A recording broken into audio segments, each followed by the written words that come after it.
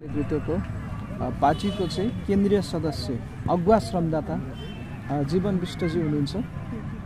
उहाँलाई स्वागत गर्दै श्रम संस्कृति पार्टीमा चाहिँ किन लाग्न आवश्यक छ र श्रम संस्कृति पार्टीलाई कतिले चाहिँ राईहरूको पार्टी जातिवादी पार्टी पनि भन्ने गरेको छन्, यस विषयमा हजुरले चाहिँ एउटा महत्त्वपूर्ण आफ्नो धारणा राखिदिनु हुन अनुरोध गर्न चाहन्छु। धेरै धेरै धन्यवाद छ यो प्रश्नको लागि। र 10औं वर्षदेखि पत्रकारिता गर्दा नेपाली राजनीतिलाई सबैभन्दा नजिकबाट पर्गेल्ने काम भएकै हो। हामीले राजनीतिलाई धेरै नजिकबाट नै हेर्ने प्रयास गरियो। त्यहाँ देखियो नि त के रहेछ भनेर, त्यहाँको इन्जिनले त अब काम गर्न नसक्ने रहेछ। हिजोको दिनसम्म ठिकै थियो होला, अब सुस्त भयो, थाक्यो, सक्दैन, अगाडि बढ्दैन भन्ने कुरा क्लियर भइसके पछाडि अनि नयाँ भन्नेहरू पनि छन् नि त, त्यता किन नआएको भनेर सोध्नु भएन। त्यता नजानुको पनि कारण के हो भने तिनै पुराना इन्जिनहरूको सहायक इन्जिन मात्रै हुन् तिनीहरू। नयाँ भन्नेहरू पनि दुई पटक गृहमन्त्री भएको होइन। के गरे त्यो गृहमन्त्री हुँदा? 5वटा काम मलाई सम्झाइदिनुहोस् त। पत्रकार त थाहा हुन्छ नि त, भन्दा सम्झना लायक 5वटा काम के गरे त दुई पटकसम्म गृहमन्त्री हुँदा। अनि देखियो त काठमाडौँ जस्तो महानगरपालिकाको नेतृत्व गरिरहेको मान्छेले आफ्नो सानो घराइसी समस्यामा श्रीमतीको विषयलाई लिएर देशकै सबैभन्दा ठुलो धरोहर प्रशासनिक भवन सिंहदरबार जलाउने जिनिस रहेछ भनेर जेन्जीलाई बाटो देखाएको पनि देखियो। अनि श्रम संस्कृतिले त के चाहिँ गर्यो? हर्क साम्पाङ जसले न्यायको निम्ति लड्दै आएको थिए र आफ्नो चाहिँ तपाईँको स्थानीय तहमा पुगिरहँदा, स्थानीय सत्तामा पुगिरहँदा उहाँले गरेको काम त देशव्यापी रूपमा भयो नि त। हर्क साम्पाङ चाहिँ यदि शर्मा भइदिएको भए, उही साम्पाङ नभएर शर्मा भइदिएको भए, ओहो एसियामा जन्मी हो नेता, साँच्ची नै तपाईँको लिकुवानीको प्रादुर्भाव भयो भनेर सबैले घर घरबाट दीप जलाउँदै हिँड्थे। नाक छोटो भएर समस्या भएको, तर कर्णालीका क्षेत्रीय ब्राह्मणले पनि बुझिसके लामो नाक मात्रै भएर केही पनि हुने रहेनछ। हाम्रो जस्तै लामो नाक भएको धेरै साथीहरू सत्तामा पुग्नुभयो, मैमत्ता गर्नुभयो, भत्ता बचाउनु भयो, यथार्थमा जनताको कुराहरू त कहिले पनि बोल्नु भएन। भन्दा अब नाक छोटो र लामोले हुने रहेनछ। हाम्रा दुःखहरू त कहिले पनि राज्यमा पुगेन। यसर्थ अब जसले रिजल्ट दिन्छ हो त्यसलाई नै गर्नुपर्छ।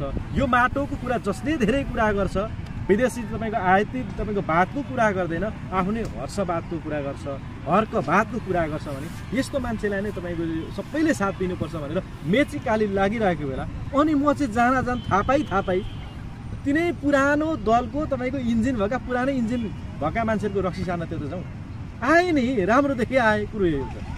हजुरलाई धेरै धेरै धन्यवाद दिन चाहन्छु। धन्यवाद समय र संवादको लागि धन्यवाद त दिनुपर्छ, तर यतिमै अन्त्य गर्न कहाँ पाइन्छ? फुली शब्द लागेको छैन। यति हेरिसके पछाडि अरूलाई गाली गरे जस्तो लाग्न सक्छ। गाली गरेको होइन, संस्कार सिकाएको हो।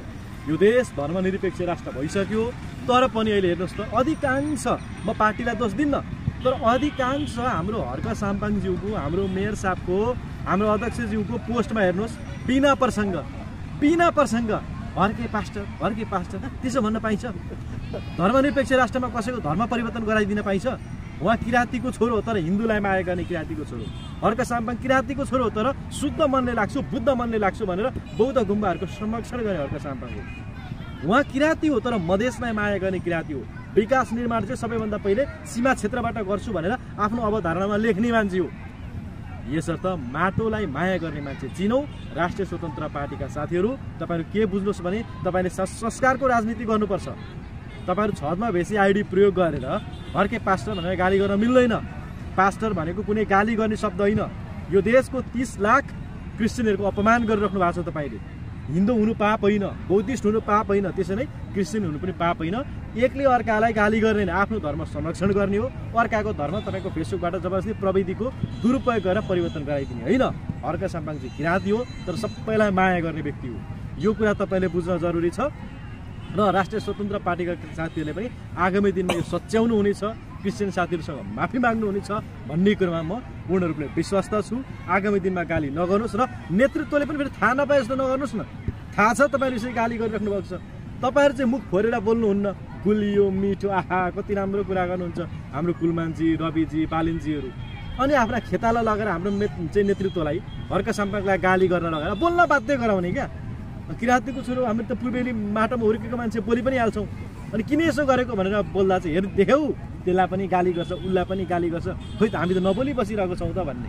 कार्यकर्ता खेतालालाई गाली गर्ने, हाम्रो नेतृत्वलाई बोल्न बाध्य गराउने, हाम्रा श्रमदाताहरूलाई बिचरा काम गरेर त्यत्रो थाकेर आएका श्रमदातालाई अनेक प्रकारको ब्लेम लगाएर उकास्ने, अनि केही लेख्दा गाली गरेर अराजक भन्ने। अराजक तपाईँ हो कि हामी हो? यति सोध्यो जवाफ पाऊँ है भन्दै अब चाहिँ बिदा राख्छु। धन्यवाद।